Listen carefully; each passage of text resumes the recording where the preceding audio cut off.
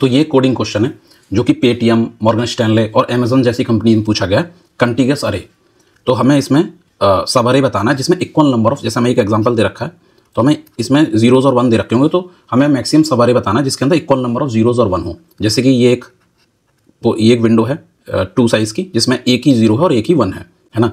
अब इसको हम कैसे सॉल्व कर सकते हैं कि ब्रूट फोर्स अप्रोच क्या होगी कि हम 2 नेस्टेड लूप यूज़ करें और उसमें सारे सब अरेज के लिए कैलकुलेट करें इक्वल नंबर ऑफ जीरोज और वन है या नहीं, बट उसकी टाइम कॉम्प्लेक्सिटी क्या होगी, O of big O of n square. तो हम लोग इसको, ये इसकी ऑप्टिमम अप्रोच नहीं है।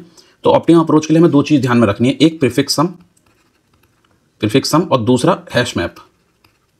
ये दोनों चीज़ हम यूज़ करेंगे। तो कैसे यूज़ करेंगे हम इसे कि हम प्रीफिक्स सम के लिए जितने भी जीरोज हैं उन्हें -1 कंसीडर करेंगे और सम कैलकुलेट करते चलेंगे। अब जब भी सम 0 होगा तो उस वहाँ तक का सब अरे में इक्वल नंबर ऑफ जीरोज और वन है, और हम लोग साथ में सम को स्टोर करते रहेंगे एज अ की हैश मैप में, और वैल्यू स्टोर करेंगे उस सम के इंडेक्स स्टोर करेंगे उसका, ठीक है, अरे का, जहाँ पे वो सम अकर हो रहा होगा। तो अभी हम लोग जीरो के केस में -1 सम है अभी इनिशियली हमारे पास, तो -1 यहाँ स्टोर करेंगे और इंडेक्स का कहाँ पे होगा 0। फिर हमारे पास सम क्या हो जाएगा 0 और इंडेक्स क्या होगा 1। अब सम हमारे पास जब भी 0 होगा तो हमारे पास जो भी रिजल्ट में होगा, अगर जो भी वैल्यू होगी, सपोज हमारे पास रिजल्ट में इनिशियली 0 है तो 2 जो है 0 से ज़्यादा है तो हमारे पास 2 आउटपुट मिल गया, यानी विंडो हमारी 2 ग्रेटर है 0 से, है ना। अब सम क्या हो जाएगा 1 आएगा तो 1 ऐड करेंगे 0 में, तो 1 सम, और यहाँ पे इंडेक्स क्या होगी 2।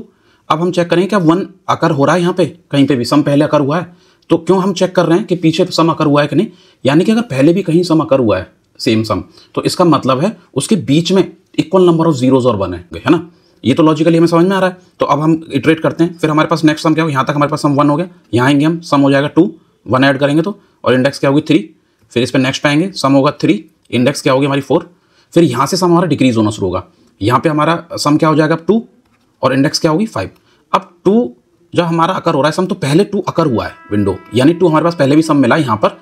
अब उसके इंडेक्स में से, यानी कि जो हमारे पास अभी सम आया है 5, उसमें से हम प्रीवियस इंडेक्स यानी ये वाला इंडेक्स माइनस कर देंगे इसमें से, तो 3। तो हमारे पास वैल्यू क्या आएगी इसमें 2, पर 2 तो हमारे पास ऑलरेडी रिजल्ट में है तो हम अपडेट नहीं करेंगे रिजल्ट को। अब हमारे पास सम नेक्स्ट क्या आएगा, 2 सम था तो 2 से हमारे पास सम फिर एक और 0 की वजह से -1 हो जाएगा, तो हमारे पास सम क्या होगा अब 1 आ जाएगा, और 1 में इंडेक्स क्या है हमारे पास 6। तो हमारे पास 1 सम अकर हुआ है पहले, यस 1 भी अकर हुआ है, 1 हमारे पास यहाँ अकर हुआ है, तो 6 इंडेक्स है इसका, और 2, तो 6 में से हम 2 माइनस करेंगे तो हमारे पास 4 आ गया, है ना।